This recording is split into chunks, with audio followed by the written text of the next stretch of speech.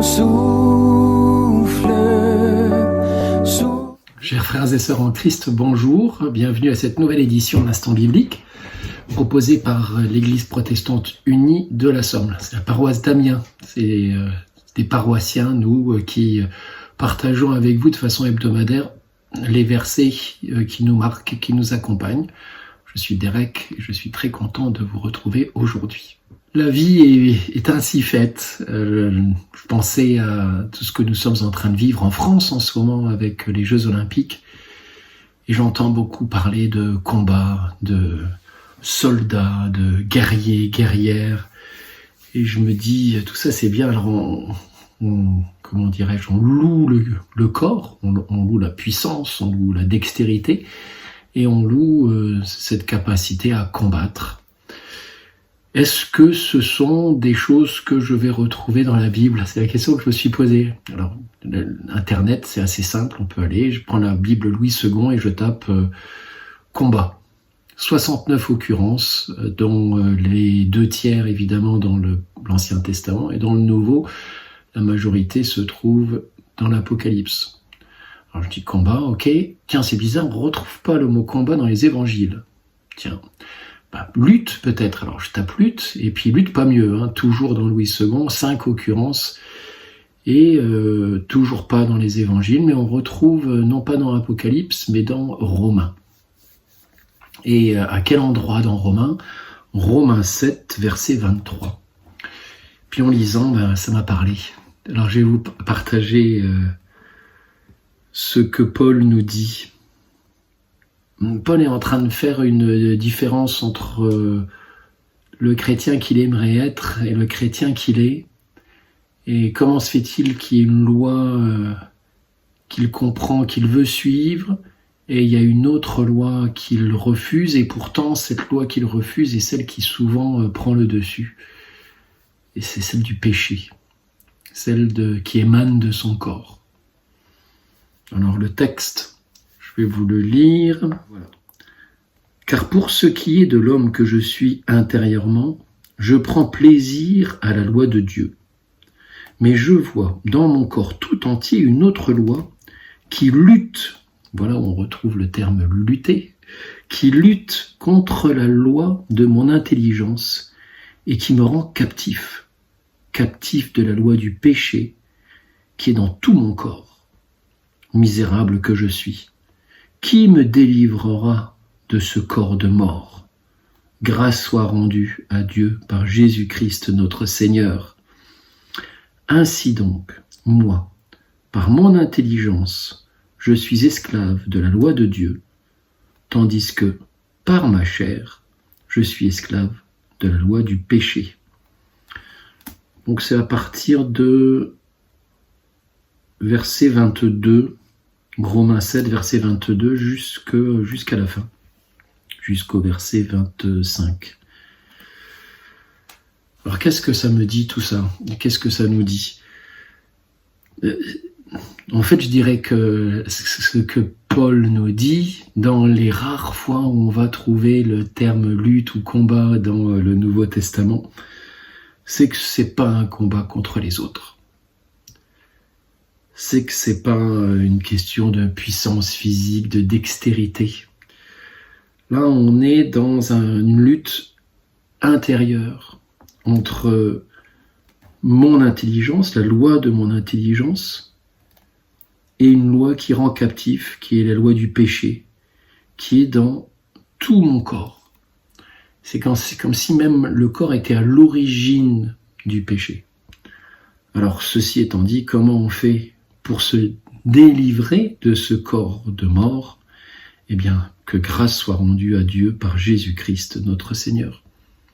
La vraie question, c'est qui nous délivre? Alors, quand on regarde les commentaires d'Antoine Nuis, qui est toujours truculent dans ce genre de situation, il nous donne une phrase de Bernanos, Georges Bernanos. On ne comprend rien à la civilisation moderne si on n'admet pas d'abord qu'elle est une conspiration universelle contre toute espèce de vie intérieure. Ouais. Ce que le texte nous dit, c'est que déjà la première étape, c'est se rendre compte qu'on a une vie intérieure.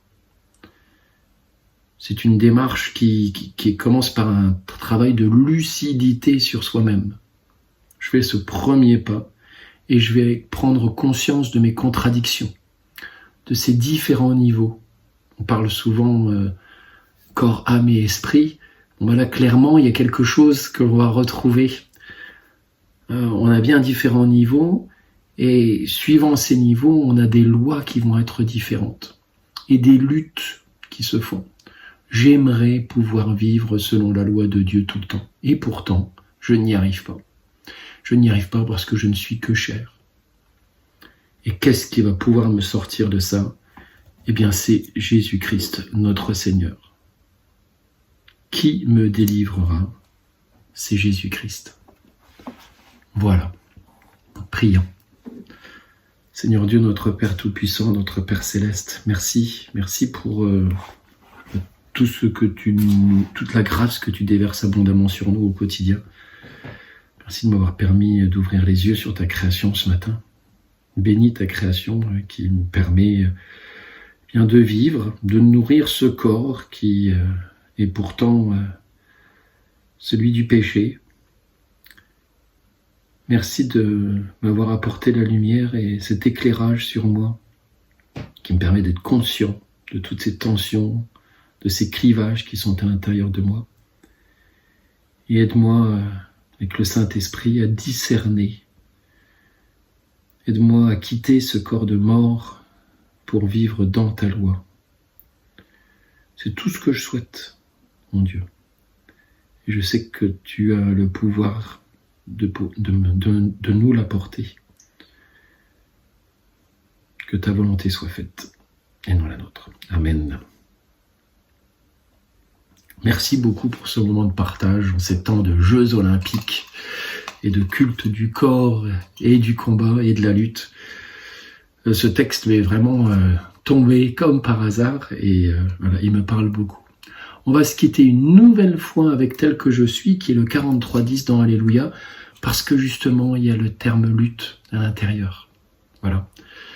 Je vous souhaite une excellente semaine, soyez bénis et à la semaine prochaine. Au revoir.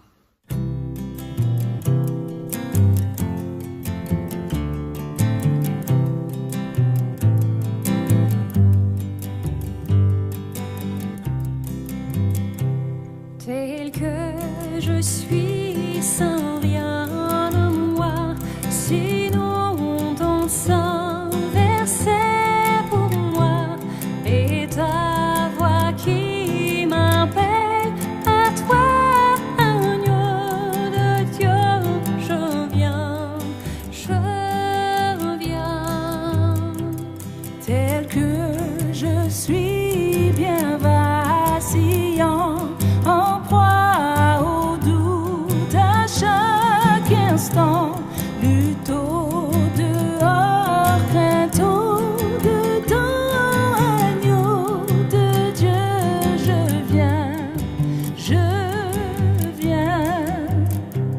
tel que je suis, ton cœur est prêt à prendre le mien tel qu'il est, pour tout changer, sauveur parfait, agneau de Dieu, je viens,